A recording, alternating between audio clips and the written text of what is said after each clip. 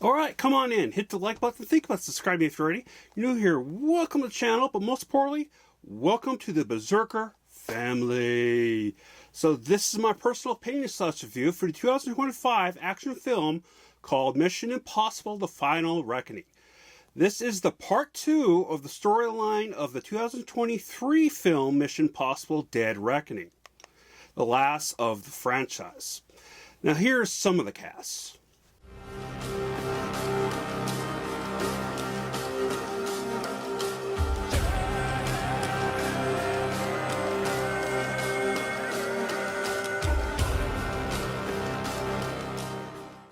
Fortunately, because of how many films there are and how huge of a gaps there is between releases, I barely remember much about most of the stories. Also barely remember the last one, aka part 1. But they did a fantastic job touching on each film.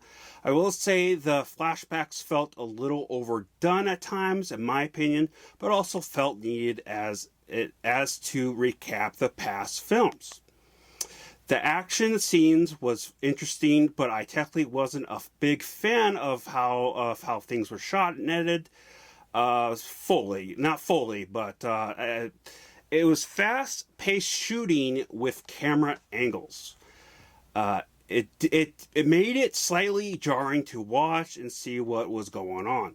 As that being said, there were actually some scenes that the angle was really cool, and then it looks like they were doing some of the scenes on, obviously there were props. I mean, there were actual sets, but they were like on a movement machine thing, so you could see it like go like this.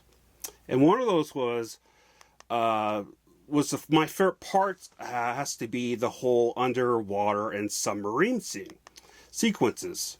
Yes, some of the CGI wasn't the best, but was a visual smorgasbord for the eyes. Also, it felt like a whole new style of action for this type of films. Slow-paced action, but still was very pleased to watch. However, the way that all ended, I call complete bull crap on.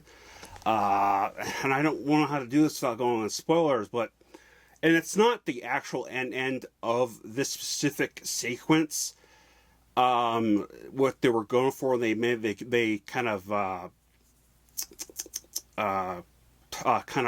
show it briefly, which is also kind of in the flashback area or future backs. I guess I don't know what the word is. They're showing to it.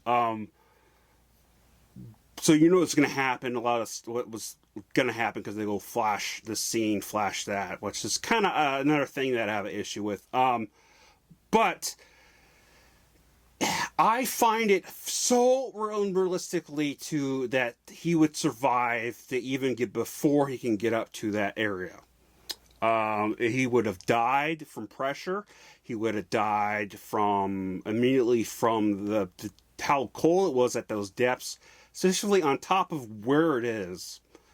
If you watch this movie, you'll get exactly where spot I'm talking about, because it's so unrealistic, it's so stupid.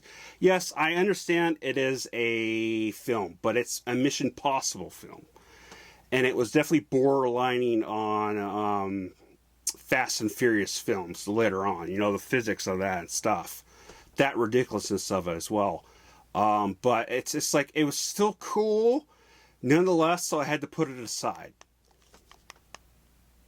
They definitely did everything they could to give us a proper send-off. I personally think they did that. But, to be honest, this franchise is not necessarily a franchise I'm huge on anymore. It never really was. I just looked at it from a entertainment standpoint. You know, just like something to watch. I mean, they're fun to watch, but the whole spy genre is pretty outplayed at this point for me personally. And I think the biggest one that is just like a side note that I have a huge issue with, that has gone so far out of the way of spies that pretty much started it, was the James Bond films. I mean, each their own, and I'll still watch if somehow they make a spin-off of Mission Impossible, which I highly doubt it, because Tom Cruise is in the 60s, or if they make another James Bond film, which you know they will. They're milking the hell out of that as well. I'll watch it, but I'm not going to go in and going, oh, I'm going to be so excited to see this. I can't wait. It's going to be just something entertaining. And that's what it is with these Mission Impossible films at this point. They definitely milked it way too far. Just like everything. But again, it was a good film for what it was. It was very entertaining. So here's my rating. Now come up with my thoughts.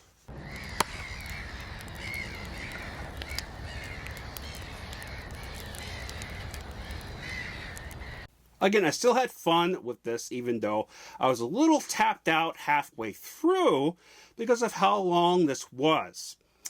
2 hours and 50 minutes.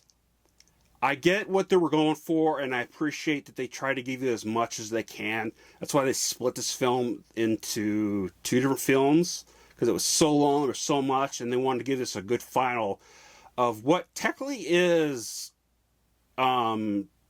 Tom Cruise's legacy.